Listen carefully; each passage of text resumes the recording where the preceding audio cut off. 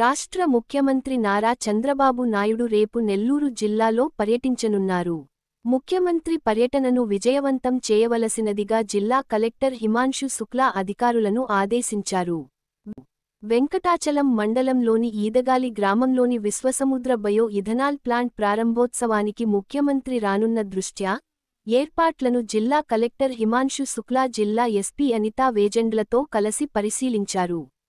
ఈ సందర్భంగా ఈదురు బిట్ 2 గ్రామంలో ఏర్పాటు చేసిన హెలిప్యాడ్ ప్రాంతాన్ని, అక్కడి నుండి నందగోకులం లైఫ్ స్కూల్, గోశాల, విశ్వసముద్ర బయో ఇథనాల్ ప్లాంట్ ప్రాంతాలను పరిశీలించారు. కట్టుదిట్టమైన భద్రతా ఏర్పాట్లను చేయవలసిందిగా పోలీస్ అధికారులకు సూచించారు. ఎవరికి కేటాయించిన విధులను వారు సక్రమంగా, బాధ్యతతో నిర్వహించాలని సూచించారు. ఈ కార్యక్రమంలో RDO Anusha, DTC Chander, R and B, విద్యుత్ ఏసీలు గంగాధర్, రాఘవేందర్ తదితర వివిధ శాఖల అధికారులు పాల్గొన్నారు.